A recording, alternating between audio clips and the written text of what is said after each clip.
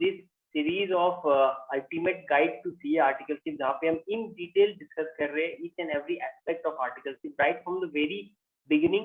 जब आपके ICC exams खत्म हुई, how to search for articleship से first year, second year and third year, month on month we are discussing and how to go around this CA articleship. So अगर आपने previous 3 sections, section 1, section 2, section 3 नहीं देखा है तो please check that out first, and because वहाँ पे हमने बाकी फर्स्ट ईयर सेकेंड ईयर को कवर किया, and in this video we will be covering about the last year of articleship, which is the most crucial part, which covers your study leave, the third year of articleship. So let's start. Okay, so just before starting, just a small disclaimer जो मैं पहले से ही देता आया हूँ कि that is routines were made because I had a aim of achieving all in the first time. This may look some extreme to some of you, but yeah, this is an ideal situation. Even if you differ from it a bit, that's not an issue. It's just an ideal case. Okay, so third year of articleship started April 18 में, March 18 तक तो वो हुआ, and April 18 में year and का pressure काफी ज्यादा रहता है and barely you get time to study. तो उसमें कोचिंग्स वगैरह हो गए थे बिकॉज मेरा पाव फ्रैक्चर हुआ था, तो मैंने काफी सारा सेल्फ स्टडी करके काफी सारा अच्छा मैंने अपना कवर कर लिया था. एंड अप्रैल 18 में जब ईयर एंड हुआ था, मैं एक IPL मैच पे भी गए थे बिकॉज बिग फोर में पार्टी वगैरह चलती रहती है, so in that way we enjoyed also. So IPL match मेरी लाइफ first IPL match थी live, and April was good, and May 18 the work pressure went a bit more high because आपको भी study leave की बात करनी है, तो you have to wrap up all your work and वो handing over देना होगा कि ये सब काम है, जो भी पेंडिंग चीज है, all those things you have to do. And that was an office part. In my home, in my self study, I was focusing on completing IDT and audit because ये दो चीजें काफी अभी मैंने recently start किया था, Feb 18 में start किया था, तो खत्म हुई नहीं थी, तो इस पे वो काफी फोकस कर रहा था IDT में, तो वो सब मैंने किया. May 18 में मेरा BCom का थर्ड ईयर एग्जाम भी था, last year of exam, and वो सब चीजें प्लान किया. And 27th May 2018 was my study leave started. उस दिन से ऑफिस नहीं जाना है finally. So the day which I have been waiting for कि स्टडी लीव जल्दी से शुरू हो, that started. And then 12th June 2018 my exams ended, my BCom exam. काफी ज्यादा खींचिया बिकॉज देयर वर गैप्स होते काफी एग्जाम्स के बीच में, तो फाइनली 12 जून को खत्म हुआ एंड मैं अगले ही दिन की मैंने मेरी टिकट थी that I have to rush to my home. And thankfully my home Muzaffarpur was also exam centre, and इसलिए मेरे को I didn't have to bother कि मेरे को वापस आना पड़ेगा दिल्ली से, तू कहाँ से तू, Muzaffarpur was the exam centre, it was near to my home, so I gave exam from there only and I went for my full fledge self study. तो अब स्टार्ट होती है माय स्टडी लीव पीरियड. तो study leave period जाने से पहले मेरा क्या स्टेटस था एज ऑन जून 2018. देखो नवंबर में एग्जाम्स है, जून में क्या स्टेटस था, जून में स्टेटस था सब सब्जेक्ट को एक बार तो कवर कर लिया था, एक बार मतलब कि बार देख लिया था. कुछ चैप्टर्स मिस हुएंगे, आईडीटी का काफी चैप्टर्स मिस थे, ऑडिट के थोड़े बहुत चैप्टर्स मिस थे, तो एक बार देख लिया था कि हाँ क्या क्या चीज है. कोई भी सब्जेक्ट अनटेस्ट नहीं था, दिस इज इंपॉर्टेंट, अनटेस्ट कोई भी सब्जेक्ट नहीं था.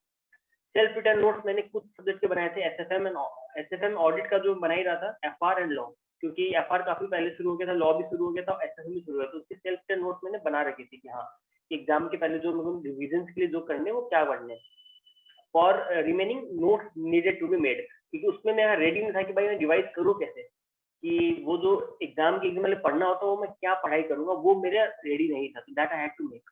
ठीक है, तो ये रहा स्टेटस. अब जब आप एग्जाम स्टडी लीव में थे तो मैंने कैसे प्लान आउट किया कि मैं कैसे पढ़ाई करूंगा. तो मेरा प्लान था, this can differ person to person, मेरा प्लान जो था 8 सब्जेक्ट्स है एंड मेरी इलेक्टिव इंटरनेशनल टैक्स थी, तो मैंने डीटी और उसको मर्ज कर दी, तो मेरे लिए 7 सब्जेक्ट्स थे, 7 सब्जेक्ट 7 डेज अ वीक, एक दिन में एक subject. Now it might be very impractical for many of you कि यार एक ही एफआर ऑडिट दिन भर कोई कैसे पढ़ सकता है. सो इन माई केस मेरे को था कि अगर मैं ऐसे करूंगा कि मैं 2 सब्जेक्ट ले रहा हूँ फिर 2 सब्जेक्ट ले रहा हूँ, तो मेरा वो ट्रैक नहीं रहेगा कि मैं किसी को ज्यादा टाइम दे रहा हूँ किसी को कम टाइम दे रहा हूँ, फिर मेरे को बार बार कैलकुलेट करना पड़ेगा कि ये इतना हो गया ये इतना हो गया. आई वांटेड कि भाई 2-3 महीने तक तो मेरे को सबको इक्वल टाइम देना है, क्योंकि सब में कुछ ना कुछ बता हुआ है, किसी में नोट्स बनाना है, किसी में कुछ बचा हुआ है, किसी में रिवाइज करना है, तो कुछ ना कुछ बचा हुआ है, तो सबको इक्वल टाइम देना है और 2 मंथ एटलीस्ट 2-3 मंथ. तो मेरा यही स्ट्रेटेजी रहा कि एक दिन में एक सब्जेक्ट पढ़ेंगे, 7 डेज में 7 सब्जेक्ट हो जाएगा, अगला हफ्ते ऑटोमेटिक रिवाइज हो जाएगा, तो automatically there will be equal distribution of time in each and every subject. So that was my intention and I personally never used to get bored by studying a particular subject. कोई भी subject हो, भले वो costing हो, भले वो इसका ही क्यों ना हो, है ना, बिकॉज वो होता है ना कि व्हेन यू गेट बोर्ड, मतलब व्हेन यू हैव आपके दिमाग में चल रहा है कि आपको एग्जाम में परफॉर्म करना है, आपको इतना बड़ा आप टारगेट लेके चल रहे हो and there is no question of getting bored, है ना. So in my case I never used to get bored. It can depend on person to person. You can take one theory one practical आप ले सकते हो, there is no harm in that, है ना. तो ये हो गया. तो अब मैं अपना ये रूटीन बताऊंगा कि what was my typical day routine in one day for study leave. Now it might look very extreme to many of you, but again वही एआई वन के चक्कर में this routine was followed for and I didn't find it extreme. मेरे लिए तो ये मतलब I feel ये ठीक है. So wake up at 4:30 a.m. to 5 around में exercise होगा 1 hour, because this 1 hour was like non-negotiable. 1 hour is 40 minutes to 1 hour non-negotiable. Everyday exercise करना ही है, because health is the first priority. आप healthy नहीं रहोगे, exercise नहीं करोगे, body में थकान वो सब आती रहेगी. So it's good at least if not 1 hour, 20 minutes exercise bare minimum you have to do every day. ठीक है. 6:30 to 7 a.m. अपने स्टडी टेबल में आ जाता था पढ़ाई करने की. तो शुरू में वो पढ़ाई हो गया, 7 से लेकर 9:30 तक पढ़ाई हो गया. Then breakfast time half an hour and उसमें ही फैमिली वालों से बातें भी हो गई, क्या चल रही है वो सब बातें भी हो गई. 10 से 2 अगेन स्टडी. एंड 10 से 2 वाला टाइम थोड़ा सा होता ना कि मेरे को नींद आती है, थोड़ी सी बोरिंग सी लगती थी थोड़ा बहुत. तो I used to watch YouTube videos of that subject, जो भी मैंने प्लान कर रखा है, ये चैप्टर करना है तो मेरे को था ये कंसेप्ट देखना है, कुछ देखना. अगर वो सब्जेक्ट यूट्यूब में है then I used to see that, ताकि वो थोड़ा सा इंटरटेनमेंट वाला चीज भी रहे. Then lunch break, then 2:30 to 5:30 p.m. again study. 5:30 to 6 p.m. again light snacks and talking with friends. Very compulsory. हर दिन I think every day 20 minutes to half an hour I used to talk to some of my friends. Either doubt solving ही होता था, or we used to talk about how to complete, what's the strategy, ये सब चीज. And mostly कोई question में अटक गया या कुछ समझ नहीं आ रहा कि कैसे करें, then that we used to talk. This was very important because this वो हर बार आप अकेले otherwise you feel very lonely जब अकेले हो. At least when you talk with friends, then you find that उसको भी ये problem है, they are also working, all that thing is very important. So half an hour this was non-negotiable. I used to do this every day. And 6 to 8:30 again study, 8:30 to 9 dinner. and रात वाला जो study होता था 9:30 to 10:30, that was more around revising कि आपने आज क्या किया है ना, पूरा दिन क्या किया वो होता था usually. तो ये सब हो गया. एंड शायद इसको अराउंड स्लीप. तो 6 hours of sleep I tried to maintain. मैंने बीच में ट्राई किया कि मैं 5 घंटे ही सोऊं, but I found that it was making me more inefficient, कि मैं दिन में मेरे को नींद आ जाती थी. तो 6 घंटे की स्लीप को मैंने कॉम्प्रोमाइज नहीं किया doing the entire thing. And this was my routine. तो ये रूटीन में आप देख सकते हो 14 to 15 hours of study is involve. ठीक है. So that was done for quite a long period of time. So July and August इसमें मेरा टारगेट था, नवंबर में एग्जाम था. ठीक है. तो जुलाई अगस्त में मेरा टारगेट था कि मैं फर्स्ट रिवीजन कंप्लीट कर दूं. And I make sure that the material to study in that 25 hours, जो एग्जाम के पहले पढ़ना है मेरे को, वो 25 घंटे में वो मटेरियल रेडी हो. मटेरियल रेडी होना मतलब I have set my boundary कि मेरे को ये पढ़ना और ये सीक्वेंस में पढ़ना, ऐसे पढ़ना है. अब इस चीज को मेरे को इंश्योर करना है कि 25 घंटे में हो जाए, है ना. तो उसके लिए सेकंड रिवीजन एंड कुछ नोट्स और व्हाट समरी कुछ बनाना है. तो अब मेरे को इसी पे काम करना है. That notes were ready by August में वो हो गया था. Now I have 2 more months, September and October. I just have to practice that thing जो notes बनाए हैं उसी को प्रैक्टिस करना है. And I also gave my mock test in August. mock test series 1 I guess आ गया था, and मैंने mock test दिया just like a real exam, है ना. वही एक दिन पढ़ाई करके आपको mock test दिया, फिर उसका evaluate किया, and then एक दिन पढ़ाई के लिए दिया, जितना भी पढ़ पाए उतना दिया. एक या 2 दिन, 1-1.5 दिन किसी में किया, and then दिया. All the exams I gave like a real exam. I sat for 3 hours and I gave the exam. And there I saw that बाकी में ठीक है मार्क्स फिर ओके 60 और somewhere 55 40 ये सब आता था. वन ऑडिट में I got 32 and this was an eye opener for me. ये क्या हो गया. तो इसमें फिर I knew that I have to practice audit a lot.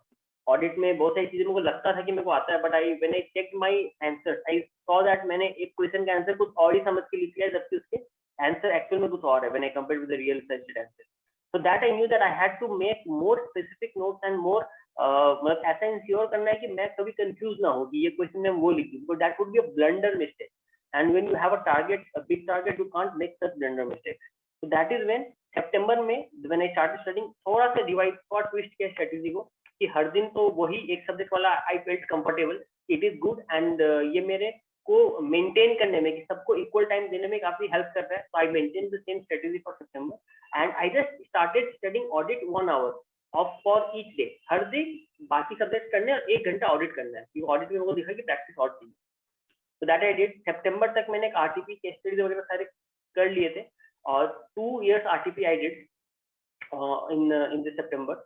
And mock test भी, दो सेकंड मॉक टेस्ट था सेकंड मॉक टेस्ट उतने अच्छे से नहीं दे पाया बिकॉज टाइम थोड़ा कम पड़ रहा था मेरे को, एंड सितंबर के सेकंड वीक तक स्टार्ट करता था, बट थर्ड वीक में ही स्टार्ट हुआ, so I couldn't give entirely, but हाँ लास्ट के जीटी आईडीटी वाला मॉक टेस्ट मैंने बस देख के बस 1 घंटे में बस ऐसे दे दिया होगा। आई जस्ट सॉ कि I am able to get कि जब क्वेश्चन मैं पढ़ता हूँ तो I am able to get के आंसर क्या होगा, I am able to write the answer, तो वो I ensure and second mock test ऐसे दिया। सितंबर के एंड तक ये हो गया। Okay, now came October. ठीक है, so October this is a very crucial month now because November में एग्जाम्स है, फ्रॉम 1 नवंबर एग्जाम्स कर दिया। ठीक है, अब how I plan for October, तो मेरा हर एक दिन का पहले मैंने स्टार्ट आउट कर चुका था इन सितंबर दैट अक्टूबर ऐसे ऐसे होगा।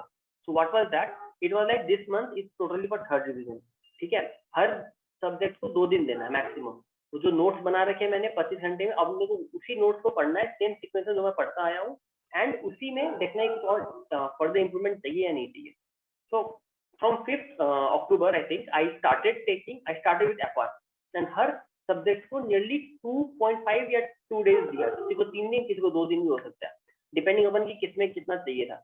तो 8 सब्जेक्ट में 2 दिन देने से अराउंड 16 से 17 दिन इधर मेरे हो गए, है ना। So it was I remember around 26 October I was done with this all the subjects का थर्ड रिवीजन, जिसमें होता ना कि 2 दिन या 2.5 दिन में रिवाइज करते हैं पूरे सब्जेक्ट को। तो देखा मैंने कि जो 25 घंटे का मटेरियल है दैट इज सफिशिएंट, उसमें जहाँ पे इंप्रूवमेंट जरूरत थी वो इंप्रूवमेंट करके देख दिया कि अभी 25 घंटे का मटेरियल रेडी है मेरा।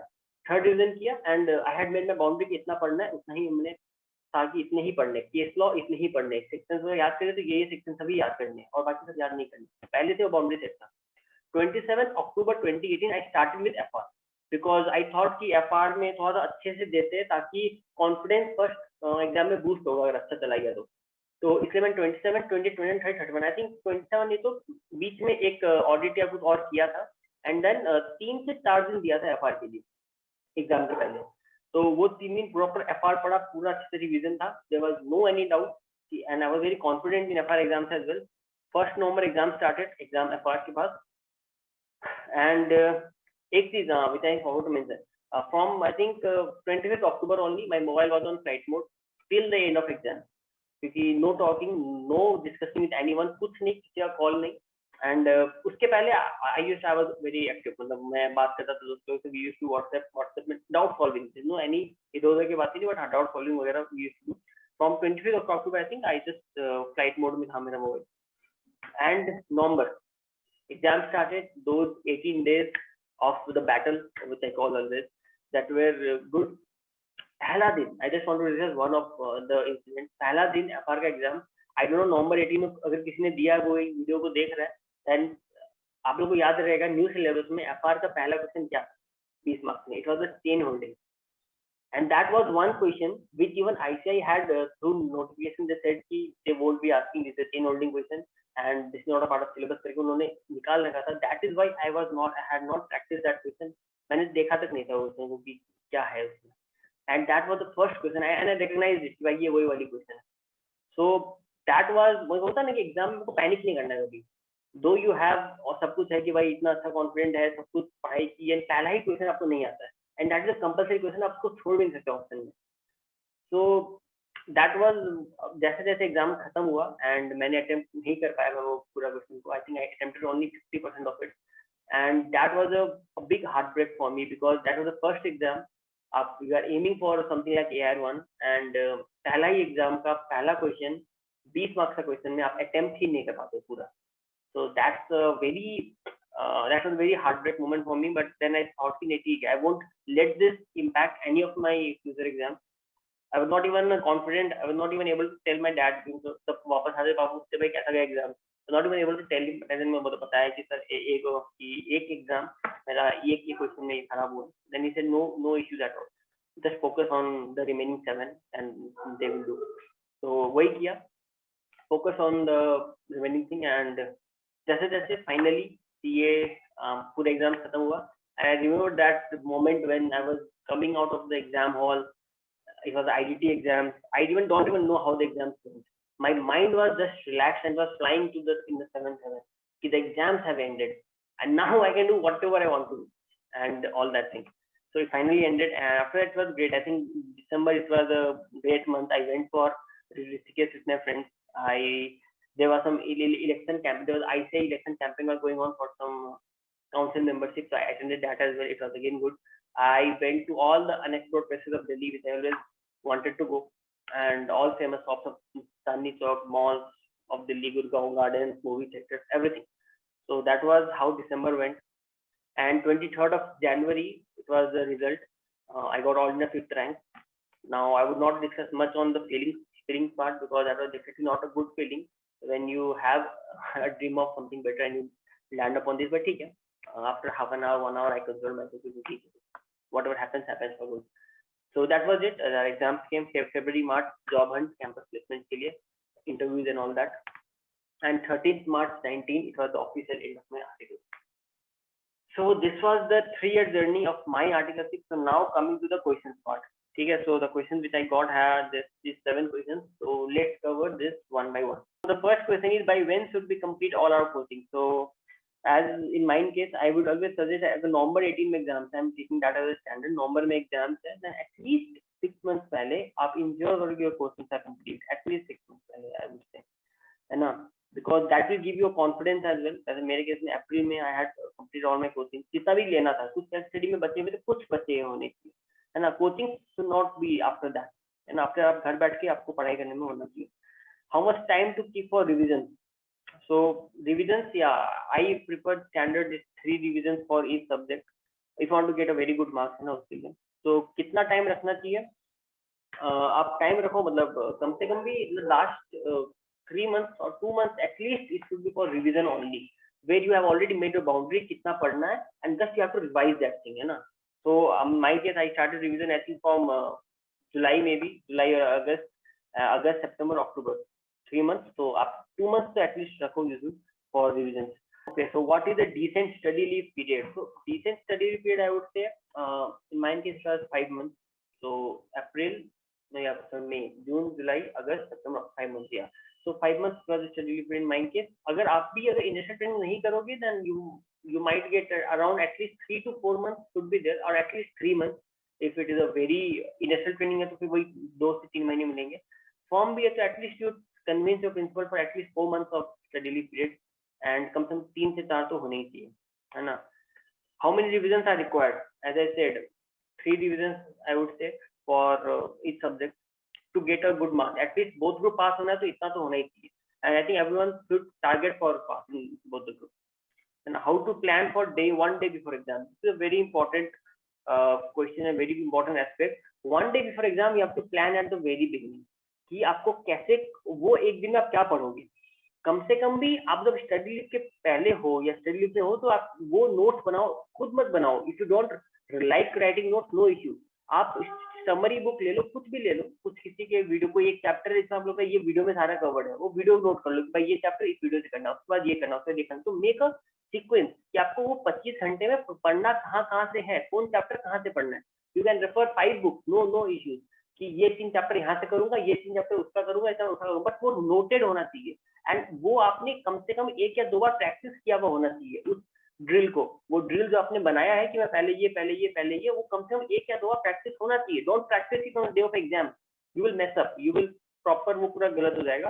पहले से आप प्रैक्टिस करके रखोगे, ओके पहले ये करेंगे, फिर ये करेंगे, फिर देखोगे कितना घंटा लगता है. शुरू में हो सकता है वो 3 दिन लगे उस चीज के लिए, सेकंड डिवीजन में 2 दिन लगेगा, थर्ड डिवीजन तक आते आते आपका वो हो जाएगी, 25 घंटे में हो जाएगा वो काम. तो that making that notes is very important, इधर योर सेल्फ रिटन नोट और एनी वीडियो, ऑडियो और एनी समरी बुक, कुछ भी हो, but that should be determined, क्योंकि यही पढ़ के जाना है.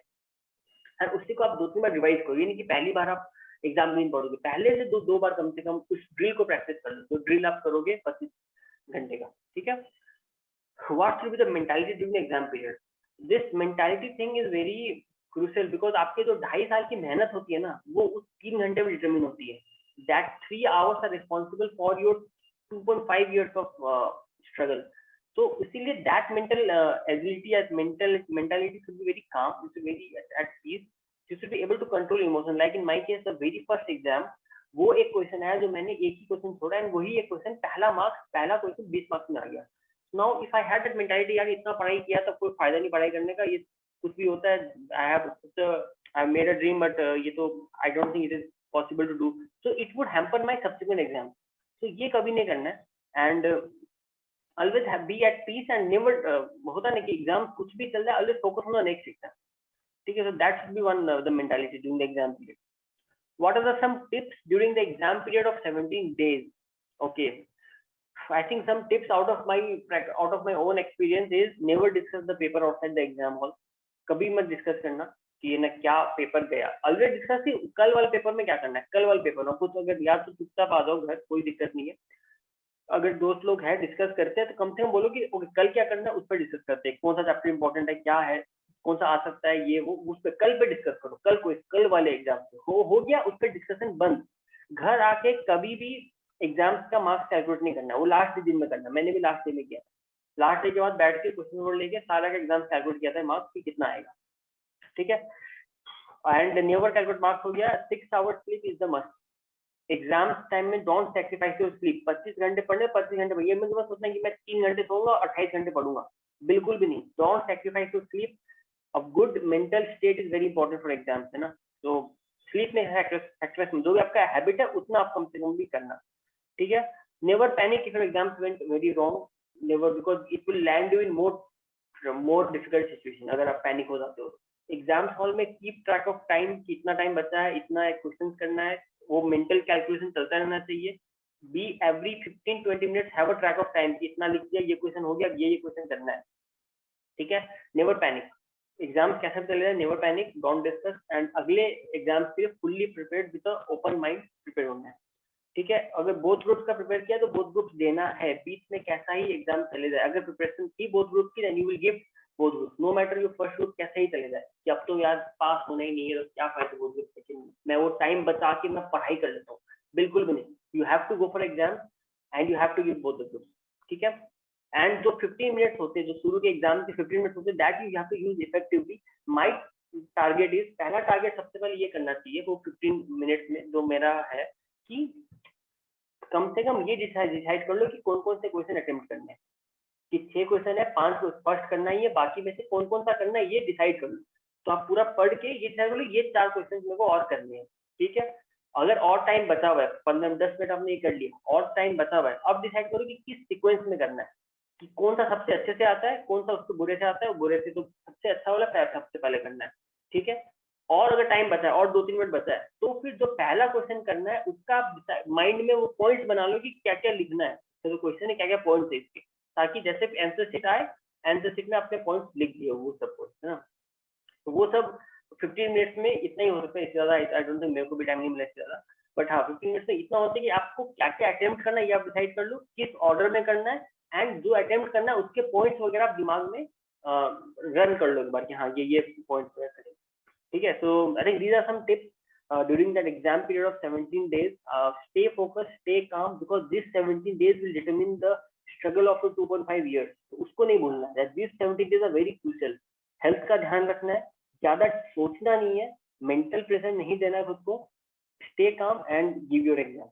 ठीक है, so with this I think we are done with all the questions, and still if you have any doubts, any queries regarding Article 6, because I have covered, I think this is a long video now, section 1 2 3 4 parts में divide किया हुआ है, and ये सब देखने के बाद आपके काफी सारे डाउट्स क्लियर हो गए होंगे. Even if it's not, feel free to comment any of the doubts you have, and I will come up with the next set of videos of covering all these doubts. So I hope this will help you to spend your Article 6 days with fun, and will guide you along the way.